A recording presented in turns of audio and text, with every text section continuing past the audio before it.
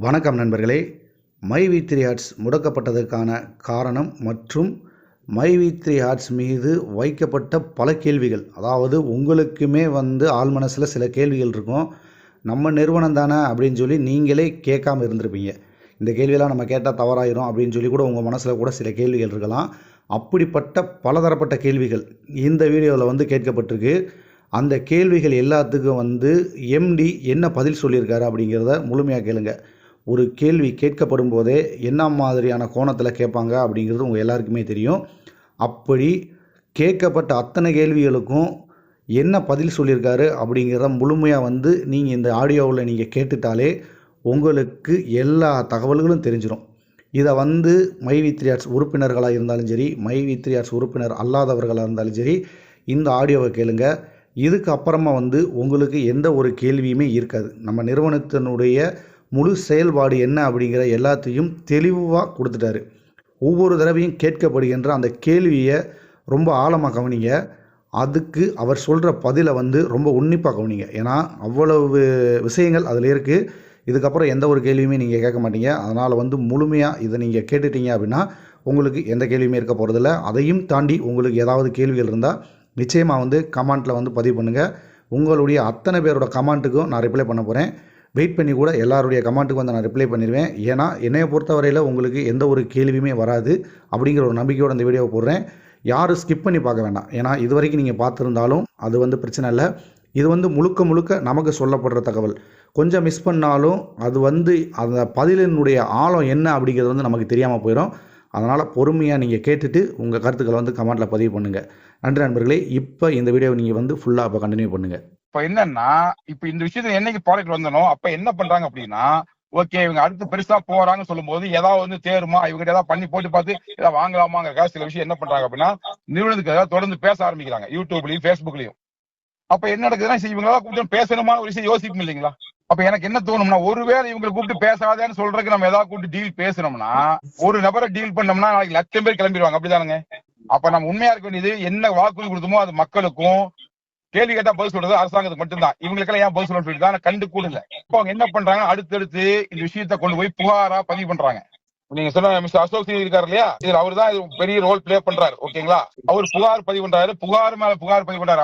அவர் என்ன பண்ணாரு, வீடியோ என்னோட MD4 போட்டிருக்கேன் சார். ஹாஃப் அன் ஹவர்ல உள்ள அப்லோட் ஆகுது, நீங்களே பாருங்க. எல்லா விளக்கம் சொல்லியிருக்கேன். நான் சிம்பிளா சொல்றேன். ஒரு FIR ஃபைல் ஆயிடுச்சு. ஓகேங்களா? இப்ப அதிகாரி கூட விசாரிப்பாங்க தானே, அதுக்கான பதில் நான் சொல்ல போறேன். அவ்வளவுதானே சார். இவர் கொடுத்து இந்த அத்தனை கம்ப்ளைண்ட்டுக்கும் விசாரிக்காம இல்ல, நான் போகாத டிபார்ட்மெண்ட் இல்ல, பார்க்காத அதிகாரி இல்ல. அதாவது திரும்ப சொல்றேன் சார், அதாவது அந்த நபர் தன்னெழுச்சியா மக்கள் கூண்டத ட்விஸ்ட் பண்ணி ஏதோ நான் பிரஷர் போட்டு மக்களை வர வச்சேன்னு சொல்லி ஒரு சிஸ்டத்தை கட்டமைக்கிறார். ஓகேங்களா? நான் சிம்பிளா சொல்றேன். அதாவது இந்த விஷயத்தை ஒருவேளை நான் என்னை காப்பாற்றிக் கொள்ள, இந்த FIR எனக்கு பாதுகாத்துக் கொள்ள பண்றேன்னு சொன்னா, சார் இன்னைக்கு அரசியல் கட்சி தலைவரோட நான் பெரிய ஆள் கிடையாது. ஓகே, உண்மையா இல்லையா?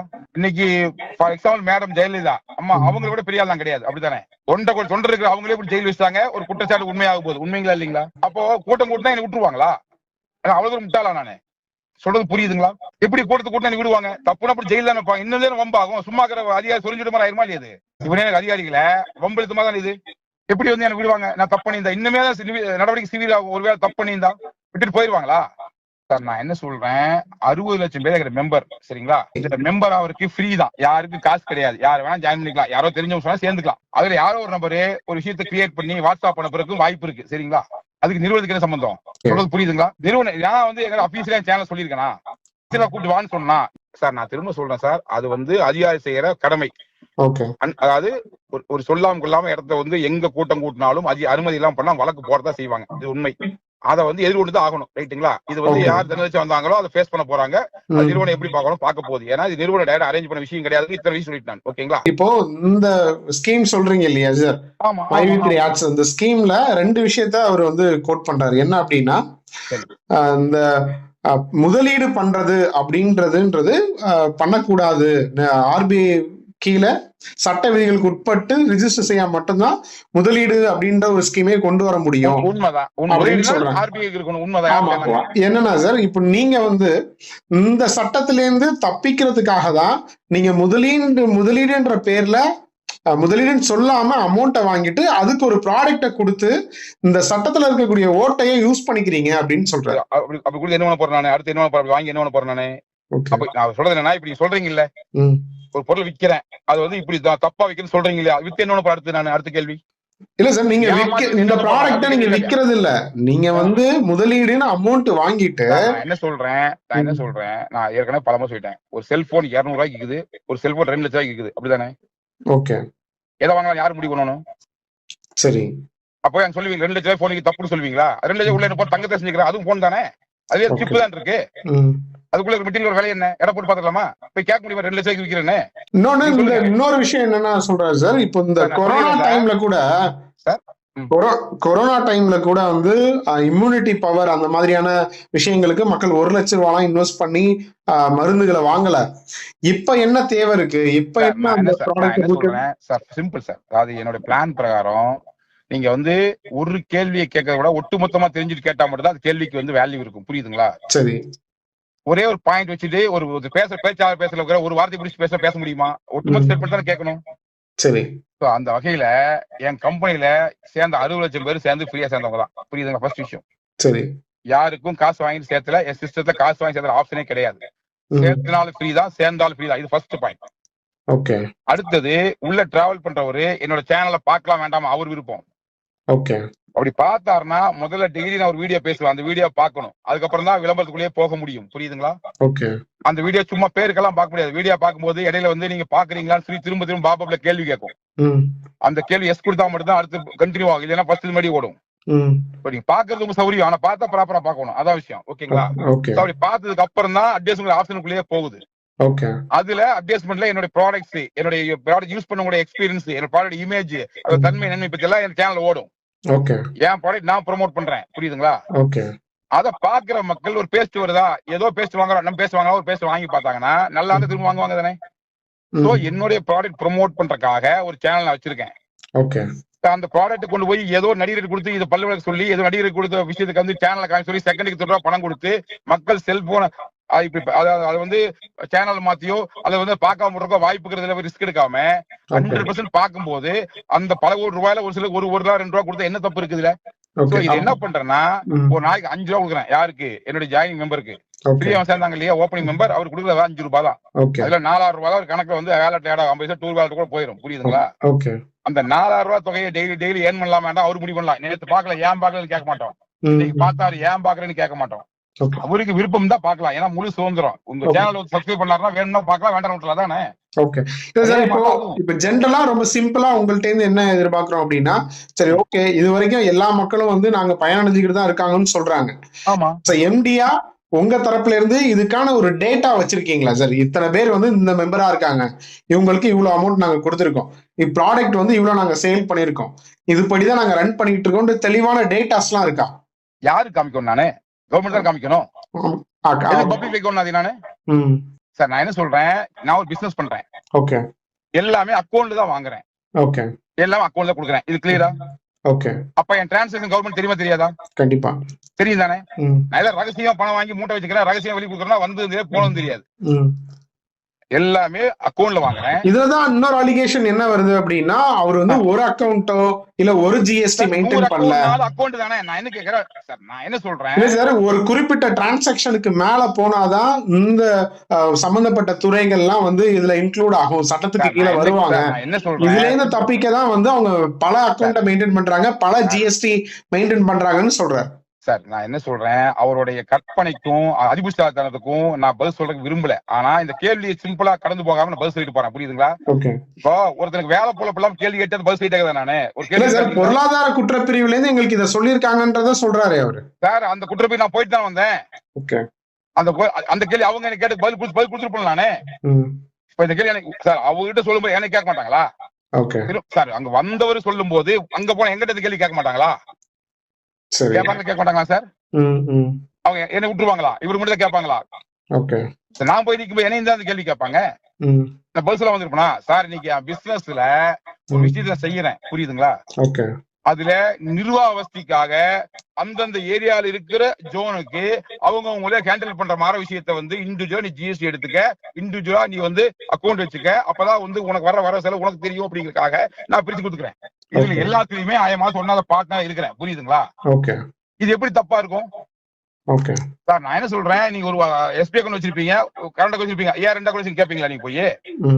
சார் என்னுடைய நிர்வாகஸ்திக்காக இன்னைக்கு நிர்வாகம் டெவலப் ஆக ஒரு விஷயம் வரும்போது யாரு வந்தாங்க யாரு போனாங்க செக் பண்ண வேண்டிய அவசியம் இருக்கு. பணம் கட்டிக்கா சொன்னாருன்னா அப்ப செக் பண்ணி பார்த்தா அவருக்கு அப்டேட் கொடுக்கும். நானு அப்ப நான் சொல்லும் போது இப்படி சொல்லலாமா சார்? அப்ப புரிஞ்சுங்க, நான் சொல்றது என்னன்னா சிம்பிளா புரிஞ்சுக்கங்க. என்ன அப்படின்னா இன்னைக்கு வந்து என்கிட்ட வந்து மெம்பர்ஸ் வரும்போது நான் பணம் கட்டியிருக்கேன், எனக்கு பொருள் கொடுங்க 10 years அக்கௌண்ட் கட்டிக்கலாம் வச்சுக்கல, அவங்க ஸ்கிரீன்ஷாட் அனுப்பாரு. அனுப்பான்னு சொல்லும் போது எப்படி செக் பண்றது? நான் ஒரே அக்கௌண்ட் எத்தனை லிஸ்ட் எப்படி செக் பண்றது நானு? அப்ப அந்த ஏரியா இருந்தாலும் அவங்க செக் பண்ணிக்குவாங்க. அதையே எல்லாமே பேங்க் அக்கௌண்ட் தான், நானா பேங்க் நடத்திட்டு இருக்கிறேன். இது எங்க தப்பு இருக்க போகுது? இதெல்லாம் அவங்களுக்கு கேள்வி என்ன ரைட்ஸ் இருக்குது? அரசாங்க உரிமை தானே இது. எல்லா டேட்டா எல்லா தெளிவுகளுமே உங்கள்ட்ட இருக்கு. சம்பந்தப்பட்ட துறை சார்ந்து கேட்கும் போது எல்லா டேட்டாவையும் கொடுக்க தயாரா இருக்கீங்க. ஏற்கனவே கொடுத்தாச்சு சார். இல்ல இவர் கொடுத்த பெட்டிஷனுக்காக ஏற்கனவே பல முறை கொடுத்தாச்சு. அத்தனை பேங்க் அக்கௌண்ட் அவங்க கொடுத்தாச்சு. இல்ல சார், அரசு மறுபடியும் கேட்கும் போதும் கொடுத்துதானே ஆகணும். அதனால கேட்கிறேன். இதுக்கு ரெடி. நான் என்ன பிரச்சனை இப்போ பிரச்சனைக்கு போகுது சார்? நான் என்ன சொல்றேன், அதாவது என்ன கேட்கறேன்னா ஒரு உரிய அதிகாரி கேட்டா பதில் சொல்லி தான் ஆகணும். நானு கண்டிப்பா சொல்ல முடியாது, சொல்ல முடியுமா? நான் ஏன் சொல்லாம போறேன்? என்கிட்ட எல்லாம் இருக்குதான், நான் ஏன் சொல்லாம போறேன்? இப்போ அவர் கேட்கறாரு ஜிஎஸ்டி கிடையாது, உனக்கே பதில் சொல்லணும். நீ யாரு என்ன கேள்வி கேட்கற? எந்த அதிகாரி நீ யூடியூப்ல போட்டு பேஸ்புக் உனக்கு பதில் சொல்லிட்டு தான் திருப்பி இதே பொழப்பா போயிட்டு போனாங்க. இன்னைக்கு வந்து நீ ஜிஎஸ்டி கேட்டான்னு கேட்பேன், நாளைக்கு நீ பல்வேறு பதில் சொல்லிட்டு போனோம். நானு உனக்கு வேலை போல நீ கேள்வி கேட்டுக்கிறேன். நான் என்ன யாரு கேட்கறாங்களோ அதிகாரி கிட்ட எல்லா டாக்குமெண்ட் கடைசி மந்த் ஜிஎஸ்டி கொடுத்தாச்சு சார். நான் திரும்ப கேட்கறேன், என்னோட ப்ராடக்ட்ஸ் எல்லாமே ஹிமாச்சல்ல இருந்து பாதி வருது, ஹிமாச்சல் ஹரியானால பாதி வருது, பாதி வந்து பாண்டிச்சேரியில் வருது. புரியுதுங்களா? அப்படி இத்தனை ப்ராடக்ட் வருதும் போது அத்தனைக்கு இவே பில் வர முடியுமா? வித்தவுட் ஜிஎஸ்டி இவே பில் போட முடியுமா? சரிங்க சார். இந்த அடிப்படை அறிவுலாம் என்னத்த வக்கீல் பிடிச்சி கேள்வி கேட்கறாரு நான் தெரியல. கேட்டுக்கிட்டோம், எனக்கு என்ன பிரச்சனை? இப்போ என் கம்பெனி நல்லா ப்ரமோட் பண்றாரு, பண்ணிட்டோம். I am happy. ஃபைனலா வந்து இதுக்கப்புறம் வரக்கூடிய எல்லா விதமான வழக்கு சார்ந்தும் சரி, விசாரணைக்கும் சரி, எல்லா விதமான இதுக்கும் ஒத்துழைப்பு கொடுக்கறதுக்கு தயாரா இருக்கீங்க. அது அடிப்படை கடமை சார், செஞ்சுதான் ஆகணும். எங்க நம்ம எஸ்கேப் ஆகி போக முடியும்? எல்லாத்தையும் பதில் சொல்லி தான் ஆகணும். ஓகே சார், எல்லாத்தையும் ஃபேஸ் பண்ணி தான் ஆகணும் சார். இன்னைக்கு வந்து நான் திரும்ப சொல்றேன், பிரபலம்னு ஆனாலே ப்ராப்ளம் வரத்தான் சார் செய்யும். 4 பேர் நோட்டதான் செய்வாங்க. சோ அரசு அதிகாரி வழக்கு பதிவு பண்ணிருக்காங்கன்னா அவங்க கூப்பிடுற கேள்விக்கு பதில் சொல்றதும் அவங்க கேட்கிற டாக்குமெண்ட் கொடுக்கறதும் அதான் முறை. அதான் செய்ய போறேன். ஓகே. இன்னொன்னு சொல்றாங்க, வெளிநாட்டுக்கு தப்பிச்சு போயிட்டா எதுவுமே பண்ண முடியாது, அதுக்குள்ள ஏதாவது பண்ணணும்னு சொல்றாங்க. அங்க போய் என்ன பண்ண போறேன் நானு? வெளிநாட்டு தப்பிச்சு போய் என் காம்ப்ளெக்ஸ் இங்க இருக்குது, என் வீடு இங்க இருக்குது, நான் வெளிநாட்டு போய் என்ன பண்ண போறாங்க? போய் பைத்தியம் சொல்லிட்டு போறேன் நானு. சரி. இல்ல நான் தெரியாம கேட்கிறேன், தப்பிச்சு போய் என்ன பண்ண போறேன்? ஒரு கேள்வி இருக்கா இல்லையா? இல்ல நீங்க தப்பிச்சு போறதுல அந்த தொகை இருக்கு இல்லையா, அவங்க நிறைய பேர் இன்வெஸ்ட் பண்ணிருப்பாங்க. சரி, அத வந்து ஃபாரினுக்கு அனுப்பிச்சிட்டாங்க. திரும்ப சொல்றேன் சார், தந்திரி சொன்ன இப்ப சொல்றேன். பேசிக்கா எங்க அப்பா கோடீஸ்வரர், ஓகேவா? ஓகே. எங்க மாமனார் கோடீஸ்வரர், சரியா? நான் செட்டில்டு இந்த விஷயம் வர்றதுக்கு முன்னாடியே. இனி திருடிட்டு போய் வயசு எனக்கு 51 ஆச்சு, என்ன பண்ண போறேன் நானு? சொல்லுங்க. என் பிள்ளை இங்க காலேஜ் படிச்சுட்டு இருக்கா, செகண்டரி படிச்சுட்டு இருக்கா, ஓகே. ஒரு பிள்ளை 10 படிச்சுட்டு இருக்கா, ஓகே. விட்டு போட்டு எங்க வர போறேன் நானு? சார் என் நோக்கம் 2026 உலக வர்த்தகத்துல முதலிடத்துக்கு வருவேன் என்ற நோக்கம், புரியுதுங்களா? அதை நோக்கி நான் போயிட்டு இருக்கேன். இன்னைக்கு என் சேனல் 50 லட்சமே 60 லட்சமே இருக்காங்கன்னா அடுத்து என்ன திட்டமே என்னன்னா, இந்த பினான்ஸ் இயர் முடிஞ்சதுமே எல்லா ஆப் கூட நான் வந்து எம்ஓஇ போட போறேன், புரியுதுங்களா? புக் மை ஷோ இருக்கா, அவங்க கூட பேசுவேன். ஏப்பா உங்க சேனல் உங்க ஆப் வழியா எங்க மெம்பர்ஸ் வந்து ஒரு படத்தை புக் பண்ணா எனக்கு என்ன தரும்னு கேட்பேன், எத்தனை % தரும்னு கேட்பேன், ஓகேங்களா? அவங்க டீல் பேசிட்டு உள்ள போய் புக் பண்ணா எங்க மக்களுக்கு படம் பார்க்கதாச்சு, அந்த கம்பெனிக்கு பிசினஸ் எனக்கு லாபம். ஓகே. என்னால பண்ண முடியாதா? இது உலகமே வர்த்தகமே ஆப்ல நடக்குது. சோறு வேணாலும் ஆப் தான், கார் வேணாலும் ஆப் தான், ஒரு ஓலா புக் பண்றதுக்கு ஆப் தான் வேணும், சாப்பாடு ஸ்விக்கி புக் பண்றதுக்கு ஆப் தான் வேணும். உண்மைங்களா இல்லீங்களா? உண்மைதான். அப்படி இன்னைக்கு அமேசான் ஒரு ஆப், பிளிப்கார்ட் ஒரு ஆப், எல்லாமே ஆப்னு சொல்லும் போது இன்னைக்கு ஒரு ஆப் உருவாக்கிட்டு அந்த விளம்பரத்தை ரீச் பண்றதுக்கு போறாரு ஆப்காரன். ஓகே. இன்னைக்கு ஆப்ல ஏற்கனவே 60 லட்சம் பேர். இப்ப இந்த விஷயம் மூலியமா விரைவில் 1 கோடி ஆயிரும். எனக்கு கொஞ்சம் லேட் ஆகும் நினைச்சேன், எல்லாம் சேர்ந்து 1 கோடி உடனே பண்ணி விட்டு நம்பிக்கை எனக்கு நன்றி. ரொம்ப நன்றி சார், நேரம் ஒதுக்கி விளக்கம் தந்ததுக்கு ரொம்ப நன்றி சார். Thank you sir.